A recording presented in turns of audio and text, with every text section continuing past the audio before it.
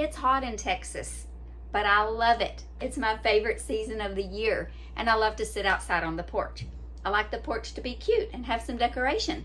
So we're gonna make a really cute clay pot wreath today. I had some inspiration. This is Try It Tuesday. We'll talk a little bit more about that later in the video. But for now, let's see how I made this wreath. My inspiration was this piece I found by Cindy Smotherman, and I thought it was adorable. So this is a collection of clay pots that I got over time from the Dollar Tree, small ones and medium-sized ones. I'm going to start with this paint called Cherry Picked by DIY. It's a type of purple, kind of a dark purple, and I'm going to paint the bottom of this pot. It only takes one coat because this paint is really pigmented, and these clay pots are so easy to paint. They do suck up the paint, so it takes a little bit of paint, but they are super easy to paint. So I'm just going to give it one good coat and let it dry. Now we're going to use cake batter on this little pot, and I'm just taking an old stencil brush and I'm just dabbing it. Just putting a little bit of paint on my brush and just dabbing it in just different places wherever I want it. I just have a look in mind that I want. I just want these pots to look like they've been outside. I want them to look kind of worn. I just have a look in my mind that I want to achieve. And then I'm taking, I believe this is faded burlap, and kind of doing the same thing. Just want it to look like maybe it had a little paint on it, maybe a little paint got on it. I don't really know how to explain this look, but when I get finished, you will see. I'm just dabbing it in places. Then I started kind of swiping it around, little dry brushing on there. But this is kind of how it starts looking. Then I'm adding a little bit of beadboard, which is a white paint, around kind of in between where I didn't have paint on it, and then a little on the bottom. Then I'm going to set it aside. So while I have the beadboard out, I decide to dry brush a little bit, excuse me, of that beadboard on this one that we put the cherry picked on. And I'm just going to dry brush it around and around and around in a few places. And then I'm going to take, oh, I guess I'm going to do it up on the top too. I had forgotten that I did that. Okay, we're going to put some up on top. I'm doing this video a little bit slower, slowed down, so that you can actually see what I'm doing. Then I'm going to take my sanding block and I'm going to sand sometimes all the way down to the pot, original pot color, and then sometimes just a little bit of it off.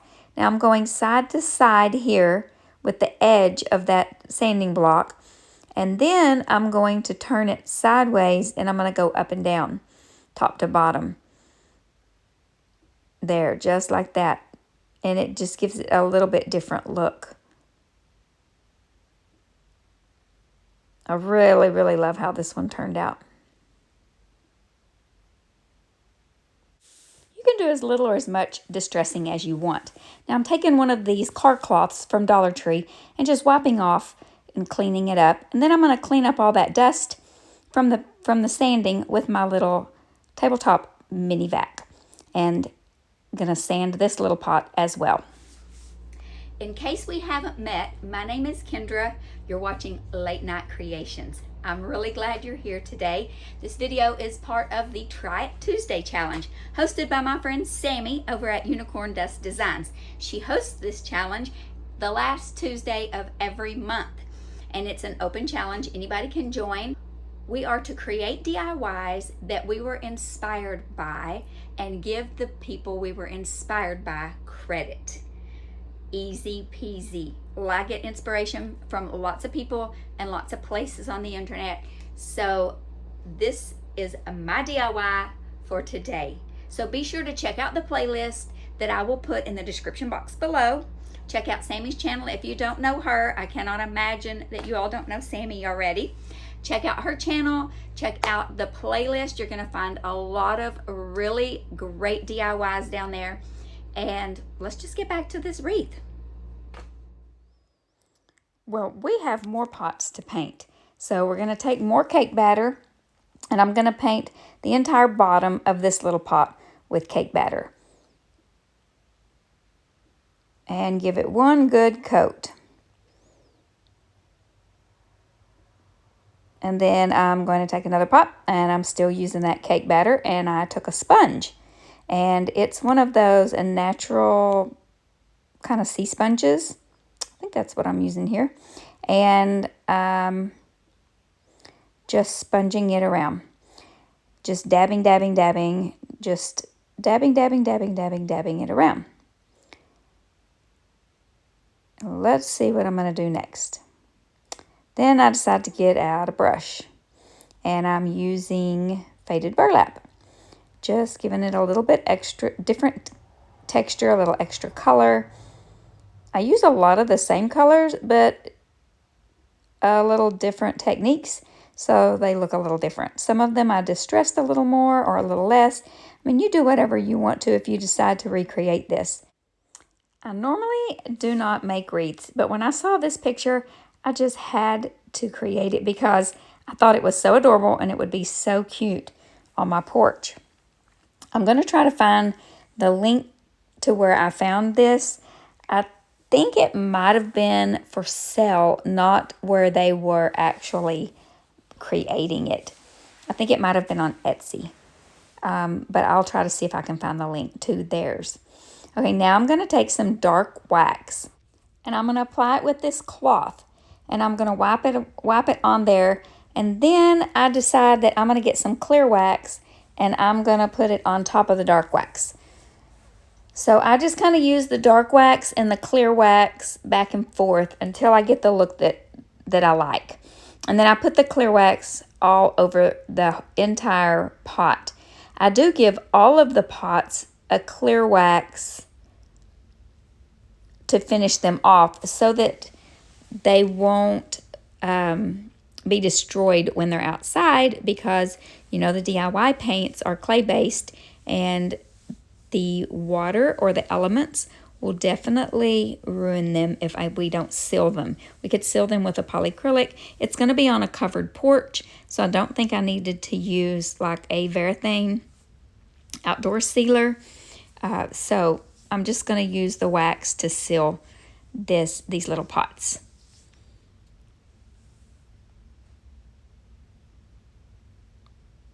Now I am using some clear wax on this little pot. I'm going to add a little dark wax around the rim, around the bottom, you know, where it might look dirty.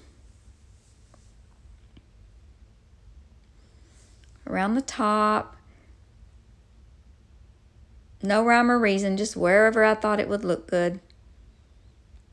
And then I wipe it back a little bit, and then if I wipe back too much, I just add a little more. I just kept doing it until I got it to the look that I wanted. I feel like a broken record. I just keep saying that over and over, but it's really just personal preference.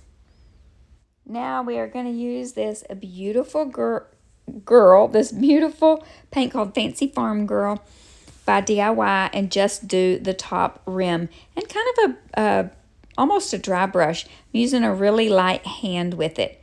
And then here we go with the clear wax again, and we're just going to clear wax over that. And sometimes I like to just use my hand. I put it on the back of my hand, and then I just use my hand to rub it in. That was a little bit easier.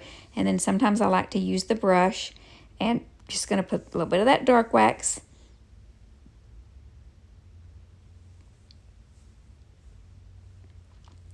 Same song, second verse, same as the first. I just really wanted to take my time and show you each one of these pots so that you could see how I did them. And then this is Old 57. It's a beautiful color. Now I didn't do a full coverage coat on this. I just used this. This brush is a kind of a stiff brush, and so I just kind of went back and forth a little bit with it, but I didn't get full coverage on any of this. Less distressing that you have to do that way.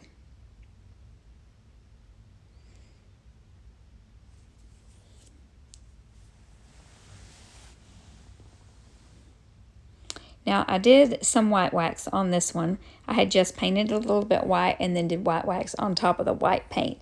I think it turned out really cute.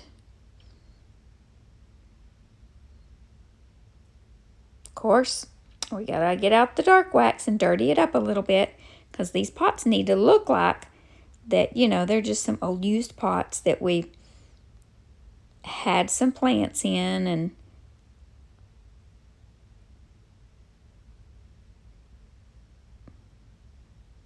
then I went back to add in, there we go. Thank goodness for the captions, so I can remember what I'm doing. Now, I tried to use this old and gray barnwood patina on here. I didn't really think this one turned out that great, but I did leave it because I was trying to look for some variety, not have them all look the same. And then I got out the dark and decrepit patina and liquid patina. And I mean, it turned out okay, but it just wasn't my favorite. Okay, here we go to the assembly. Now, the original didn't have this on here, but I liked it. So I took some strips of burlap. I had some burlap scraps in my stash. So I just cut some little strips, and then I just tied them randomly around where the pots were going to be, not where the greenery was going to be.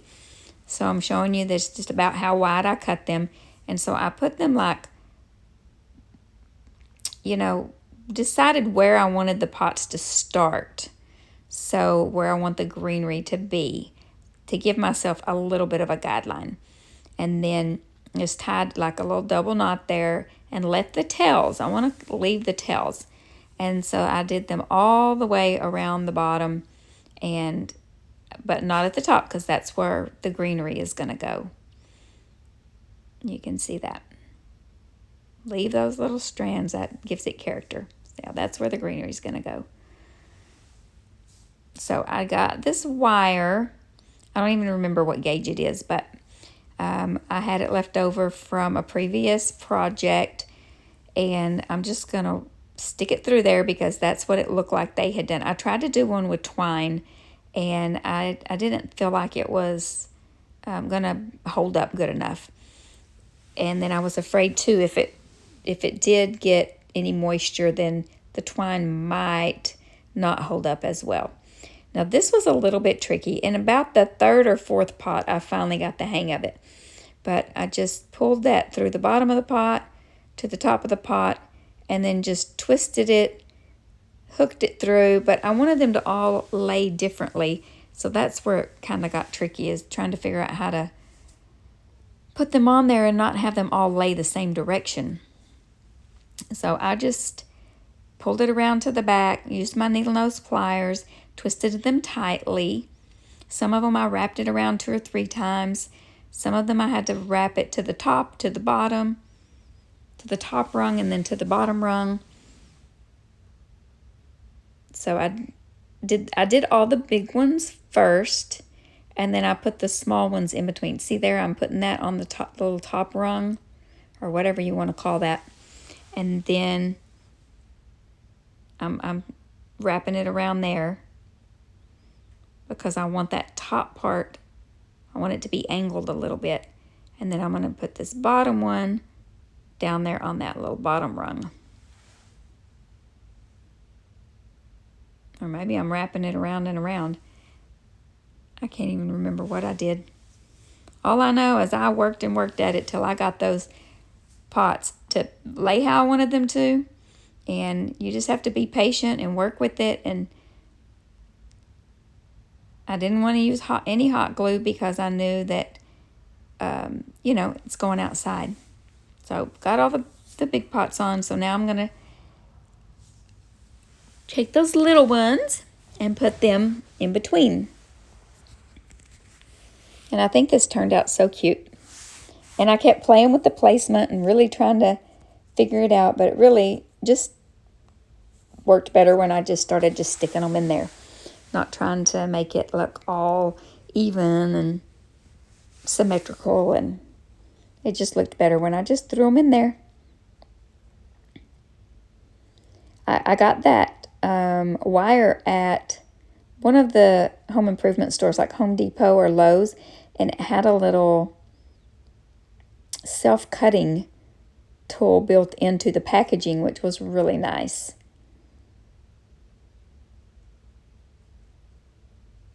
Okay, I guess I'm just going to show you every pot how to how I put that on there. I'm not sure why, because you can't really see much. It was really hard to get on camera to show you how I did it, but anyway.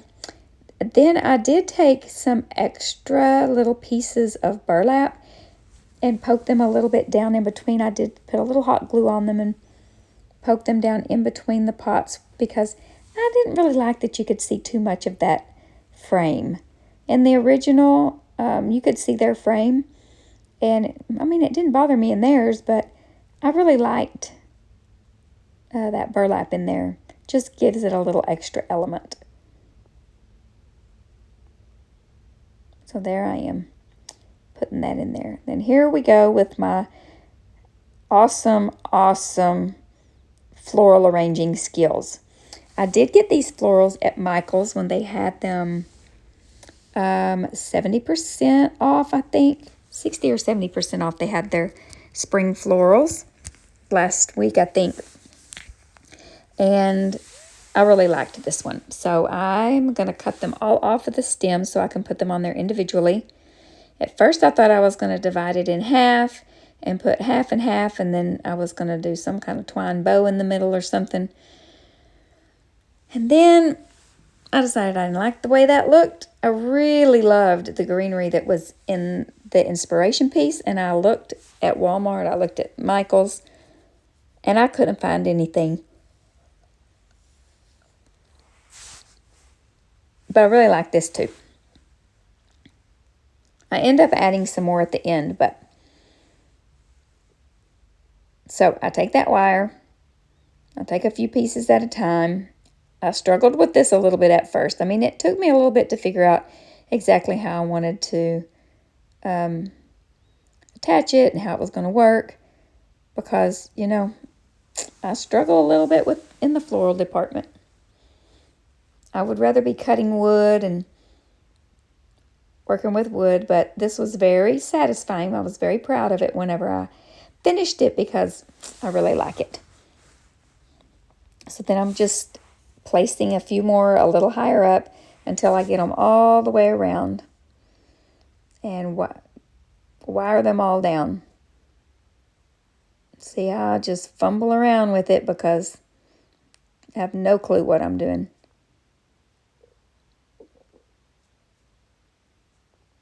So I'm going to wire those few to the next little place. And then I have like these blank spots. And then I don't know what to do with that. So I dug out in my stash and I found some other greenery that looked like it went with it. And so I started poking that all in there. And it ended up looking really pretty. I'm really quite proud of myself with this little arrangement. There we go. There's that extra I had. It just wasn't full enough for me or something. I don't know. It just didn't look right. So I did hot glue these pieces down in there, but it's 100+ degrees in Texas right now. So I did notice I have it hanging on the craft cottage by the door on the wall, and I did notice that some of those pieces either blew out or probably the heat melted the hot glue. So I need to do something different with that. But there's the inspiration piece again, and here is mine hanging on the wall outside the craft cottage. So let me know what you think. Would you recreate this? Is this something that you would do?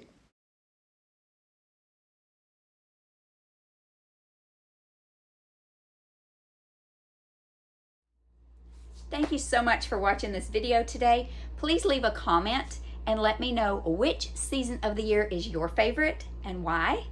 And remember to be still and know that He is God.